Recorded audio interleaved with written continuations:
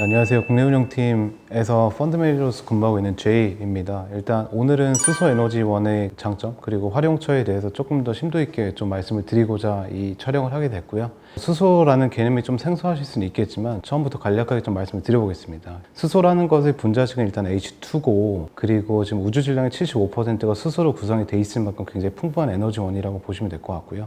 그래서 일반 소비자분들께서는 도대체 수소가 어디에 쓰이냐라고 보셨을 때는 사실 우리나라에는 수소 충전소가 되게 한 30기 이하로 있지만 간혹 그 지방이나 서울 수도권 양재 쪽을 가시면 수소차를 충전할 수 있는 수소 충전소가 이미 구축이 돼 있고요. 그 전 세계에서 수소차를 가장 많이 팔고 있는 현대차가 넥소가 일반 도로에서 좀 많이 보일 수 있습니다.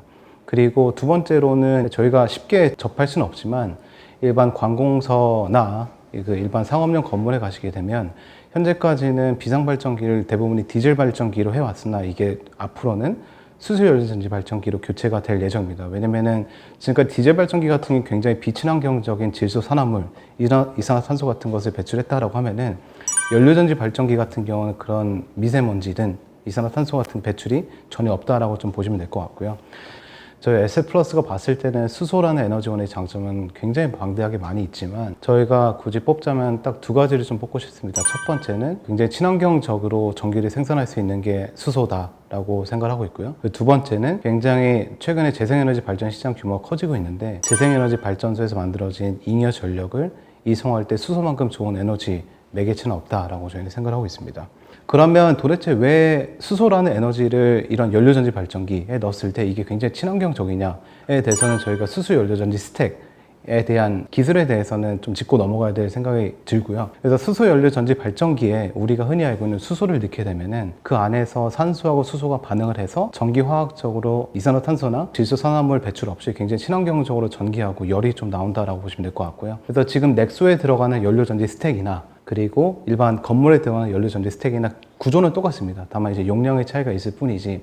그래서 앞으로는 수소라는 그 에너지원만 넣게 되면은 굉장히 친환경적으로 전기하고 열을 얻을 수 있기 때문에 기존의 석탄 화력 발전소, LNG 발전소 같은 것을 대체할 수 있는 굉장히 매력적인 발전소다라고 좀 생각이 들고 있고요. 두 번째는 수소가 전기의 이동에서 굉장히 중요한 그 에너지원, 즉 매개체가 될 수 있다라고 저희는 보고 있습니다. 지금 전 세계적으로 재생에너지 발전소 비중이 한 28% 정도 되고요. 이제 대한민국 같은 경우는 한 6.7, 한 7% 정도 되고 있습니다. 근데 이번에 2030년 재생에너지 발표 계획에 따르면 현재의 7% 재생에너지 발전 비중을 대한민국은 앞으로 2030년까지 20%까지 늘리겠다라고 이제 발표를 했는데요.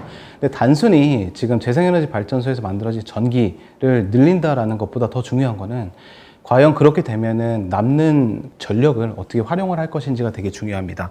예를 들면은 지금 유럽에서 지금 재생에너지 발전 비중이 굉장히 높은 게 독일 같은 경우가 대표적인데요. 독일은 지금 풍력이랑 태양광 발전을 통해서 만들어진 전기 비중이 40%가 됩니다. 다만 풍력 같은 경우는 하루 24시간 바람이 불면 가동을 하기 때문에 오전 오후에 전력 수요가 굉장히 많이 있을 때는 충분히 전력을 팔 곳이 있지만 밤 같은 경우는 모든 사람들이 자고 있기 때문에 전력의 수요가 적어서 풍력 발전기에서 만들어진 전기의 대부분이 버려지고 있다라고 보시면 될 것 같습니다. 그래서 독일 같은 경우는 작년에 한 5.7TWh 정도의 전력이 재생에너지에서 만들어져서 이게 버려진 양이라고 보시면 될 것 같고요. 중국 같은 경우도 2012년, 13년도부터 공격적으로 태양광하고 풍력발전소 비중이 급격하게 증가했습니다. 풍력발전소에서 밤에 만들어진 전기의 수요차가 없어서 어쩔 수 없이 한 2017년, 16년 기준으로 연간 한 15TWh 정도의 잉여 전력이 그냥 소멸이 했다라고 보시면 될 것 같습니다. 그렇다고 하면 지금 독일, 중국, 그리고 앞으로 한국이 겪을 문제지만 이런 잉여 전력을 우리가 어떻게 해외로 수출을 하든지 보관을 해가지고 낮에 전력 수요가 굉장히 많이 있을 때 사용을 할지에 대한 고민이 굉장히 많이 있고요. 이런 전력을 저장할 때의 옵션은 굉장히 좀 많이 있는 것으로 알고 있습니다. 첫 번째는 대용량 배터리, 흔히 저희가 알고 있는 ESS라는 걸 대규모로 구축을 해가지고 밤에 풍력발전소에서 만들어진 전기를 보관을 해서 그럼 전력 수요가 많은 낮에 사용하자. 두 번째 같은 경우는 저희가 이제 강조드리고 싶은 밤에 만들어진 풍력 발전기에서 만들어진 전기, 잉여 전력을 물이라는 분자식 H2O를 가지고 있는 거를 분해를 해서 이걸 수전의 분해라고 합니다. 수전의 분해를 해가지고 수소를 캐내서 수소를 탱크에 저장을 해가지고 다른 나라로 보낸 다음에 아까 말씀드린 수소 연료전지를 설치한 다음에 수소를 넣어서 전기를 만들어내자라는 게 굉장히 좀 크게 부각이 되고 있습니다. 근데 아까 말씀드렸던 두 가지 옵션 중에 ESS, 그러니까 전력 저장 장치를 크게 만들자의 가장 큰 단점은 지금 연간 전 세계적으로 자동차가 뭐 지금 코로나 때문에 좀 안 좋긴 한데 평년대로라면 한 8,800에서 9천만 대가 판매가 되는데 이 중에서 200만 대가 전기차 판매가 되고 있습니다. 근데 올해 추정되는 전기차 판매가 전 세계적으로 한 250만 대인데 이게 2025년 되면 1000만 대 이상으로 가게 될 거고요. 이 전기차에 들어갈 배터리도 굉장히 쇼티지가 앞으로 나타날 가능성이 굉장히 많이 있습니다.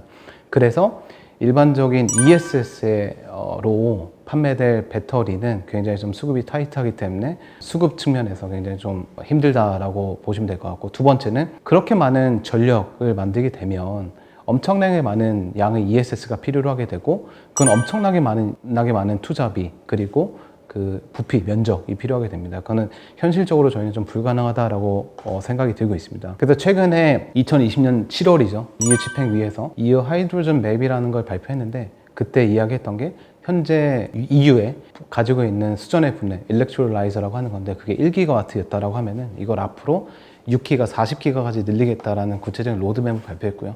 여기서 말씀드린 수전의 일렉트롤라이저라는 거는 아까 말씀드린 H2O인 물을 분해해서 수소를 캐낸 다음에 그거를 그 이송을 해서 다시 연료전지에 넣어서 전기를 만들겠다라는 거의 가장 첫 단인 수전의 분해 장치라고 좀 보시면 될 것 같습니다. 그래서 저희 같은 경우는 앞으로는 지금 1차적으로는 뭐 이산화탄소나 질소산화물 배출이 없는 재생에너지 발전소를 늘리는 게 전 세계 국가 정부의 가장 큰 핵심 과제라고 하면은, 그걸 넘어서 나머지 재생에너지 발전소에서 나오는 잉여 전력을 어떻게 친환경적으로 해외로 수출하거나 아니면 밤에 보관했다가 낮에 쓰거나는 수전의 방식이 앞으로 수소를 보관하고 전력을 원할 때 사용하고, 그리고 전력을 해외로 수출할 때 가장 큰 좋은 매개체가 될 것이다 라고 저희는 보고 있습니다. 그래서 앞으로는 저희가 봤을 때는 수소 연료전지 발전 시장은 단순히 비단 자동차에 탑재되는 거, 그리고 기존의 건물의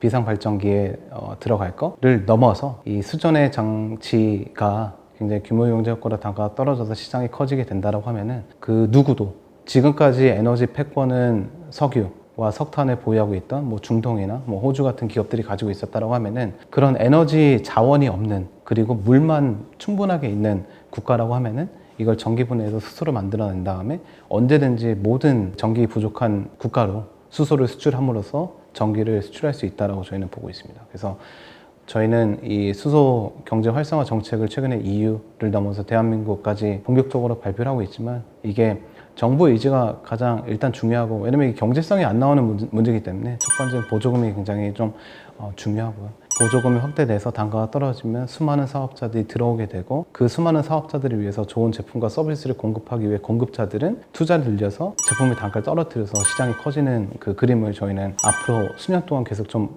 관찰할 수 있을 거다라고 보고 있어서, 이쪽 시장에 저희 좀 관심을 가질 필요가 있다고 생각하고 있습니다. 그래서 저희는 지금 글로벌 공모 펀드를 운용하고 이제 코리아 공모 펀드를 운용하면서 굉장히 경쟁력 있는 뭐 풍력 터빈 제조업체, 블레이드 제조업체를 넘어서 연료전지 발전기 업체들, 그리고 수전의 분해 장치 설비 업체들은 유럽이나 미국에 굉장히 많이 있습니다. 그래서 이런 기업들을 저희가 매일같이 분석하고 팔로우를 하기 때문에, 이런 기업들의 밸류체인 내에서 좀 수혜를 볼 수 있는 국내 기업들이 어느 기업들이 있는지, 그리고 글로벌 기업들이 어느 기업들이 있는지 계속적으로 자세히 보고 있고요. 이런 로드맵 내에서 앞으로 시장의 패러다임이 얼마나 빨리 어느 방향으로 바뀌고 있는지에 대해서는 계속 열심히 공부해가지고 투자자분들과 함께 공유할 수 있는 시간을 가지도록 노력을 하겠습니다. 감사합니다.